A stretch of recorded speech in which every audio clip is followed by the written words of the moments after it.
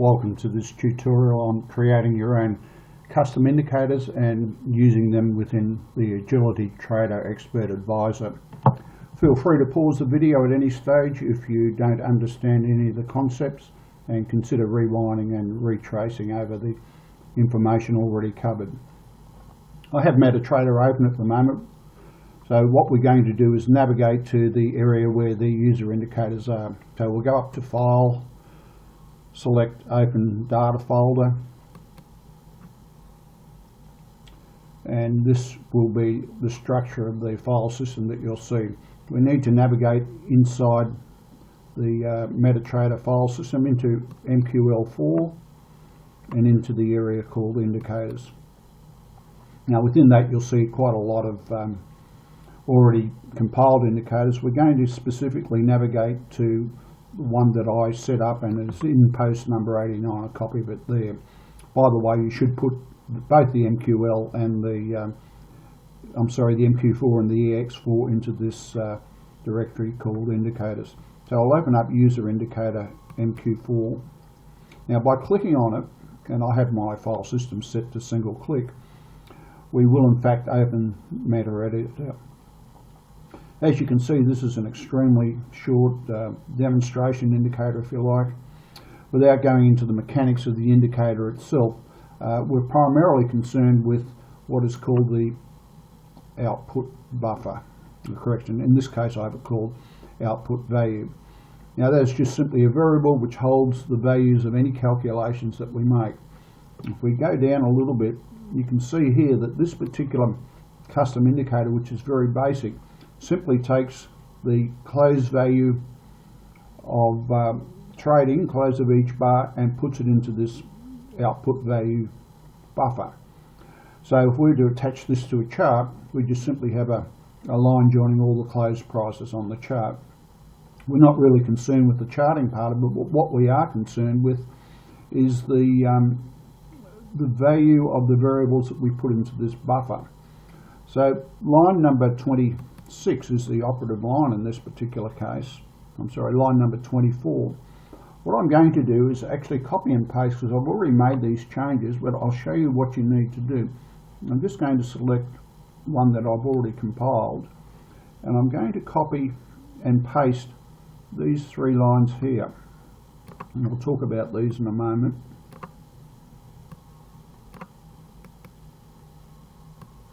I'll copy them, we'll go back to our user indicator, which is the basic one, and I'm going to paste these three lines into there. So what we in effect have done is, firstly, we'll set a value of 0 for the buffer by default.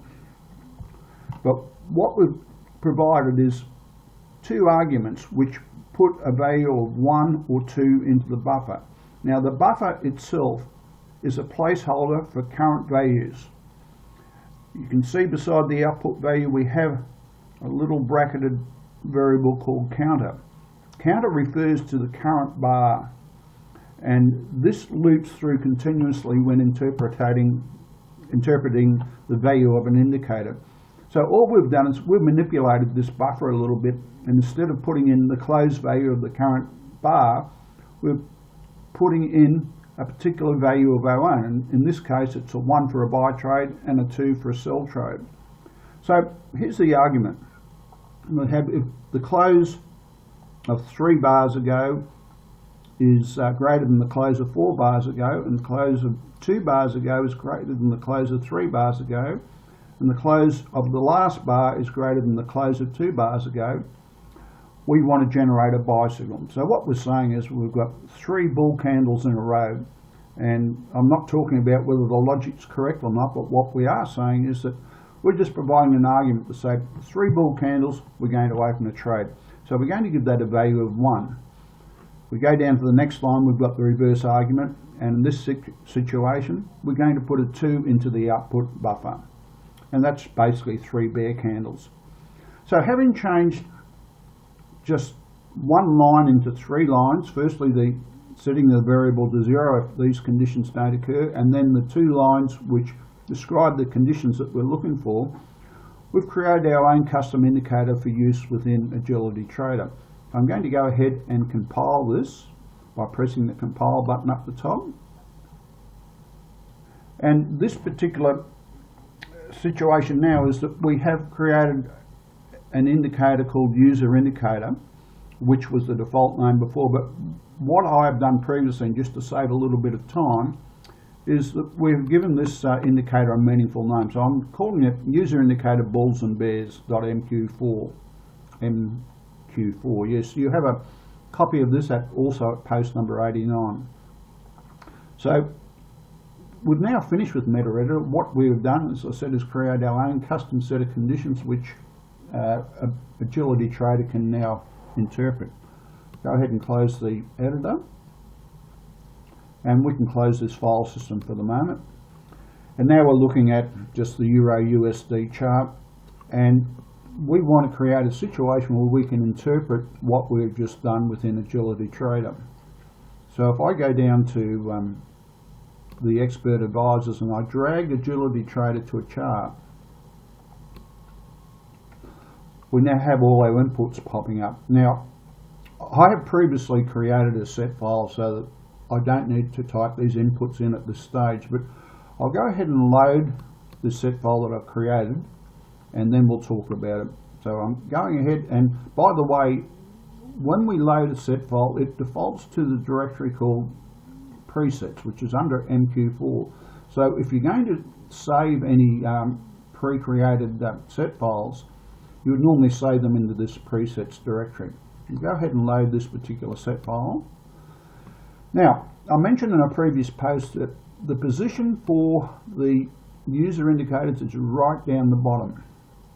If we just go up a little bit, we can see that right down the bottom we have on custom name number 1, I have actually put in user indicator bulls and bears. So that is where you type in the name of the user indicator. Remember that that user indicator came from the indicators directory. So that's the user. There are no parameters in this. So we have no parameters for position 1, position 2, or position 3. And these are named parameter 3, parameters 2, parameters 1. The input count, now that is there primarily to put a maximum level on interpretation of an indicator. So if we put the figure 10 in there, it would simply mean that if this situation is still occurring after 10 bars, to disregard it. And in the process of developing the tutorials on using an indicator, we will make reference to all these parameters here. I'm sorry, look, I have to retrace a bit. There is the bar limit count there. This one here, so as not to confuse you at this stage, I'm not going to discuss it other than to say that if we do start using input parameters, we have to nominate the count there. Now, the reason I had to do that is that if we get into some custom indicators such as non-lag dot, there are up to 7 input parameters, but only one of them is of real interest, and that is the one that's at position 2 in the input count. I think it relates to the number of bars for the weighted moving average. But in this particular simple indicator, we don't have any inputs, therefore we don't need to put in an input count because there are 0 inputs. Custom bar count, well, it's preset at 7, and that's simply saying that after 7 bars disregard this indicator. You could leave it at 0 because we're not even interpreting the bar limit on this particular one. So what we have there is the input of the indicator, no parameters. Just to keep everything honest, I will change that to 0. And you'll see underneath there, we've got the second custom parameter. And the same inputs for that one, but we don't have a second custom parameter, but it would be possible to compare 2 custom parameters. That's why I put the 2 inputs in there. Let's move back up to the top and have a look at the conditions, and this is where we are particularly interested in by entry condition 1. You can see by entry condition 1, with the type of parameter we have nominated custom 1. Now the double click brings up a list of parameters that we can use. Types that we can use. You can see right down the bottom we have custom 1 and custom 2, so we select custom 1. As I mentioned just a moment ago, we don't have any input parameters. It's just a non-input parameter custom indicator. I mentioned non-lag dot has 1 that we're interested in, but this one has 0. The condition is that we are saying that that parameter, which is the custom 1, must have a nominated value of 1 to open a buy trade. So set the operator as equal to, double click, you can see all your operators, and that's equal to a nominated value. Once again, we have a lot of pop-ups. There's your customs down the bottom, but we're saying that this must be equal to a nominated value of 1, and that goes in the first of the 3 parameters that you can place into the Expert Advisor. Don't confuse these parameters here with the parameters for the user indicator. We will touch on those parameters, as I said, in a later video. Let's have a look at the sell trade. So that's just one condition on the buy side of it. If we go down to sell entry, condition 1. Set it up the same way. It's custom indicator 1 equal to nominated value of 2. So what we have is a buy entry condition and a sell entry condition where we're referencing custom indicator 1. We've told the inputs down the bottom previously that it's the name of the indicator is custom indicator 1 bulls and bears, I think it was. Let's have a quick look what we called it. User indicator bulls and bears. So that's all the indicators we have. If I OK that, you can see now that when we put it on the chart, you can see that we have a summary. A buy entry has a custom indicator as the type, equal to a nominated value of 1.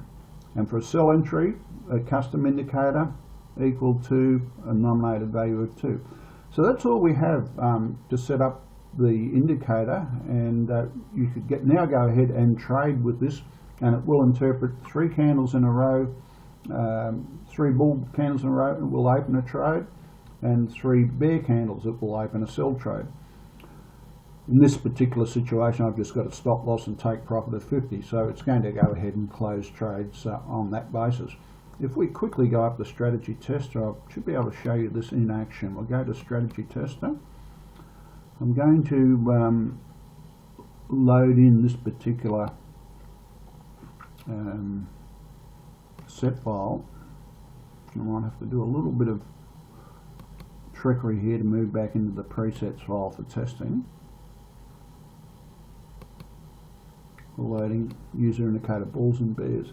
If we click on OK, we now have all those parameters preset in there, and if we press the start button, and this is just working from the 1st of October through to the end of December, it should perform an analysis on that particular indicator.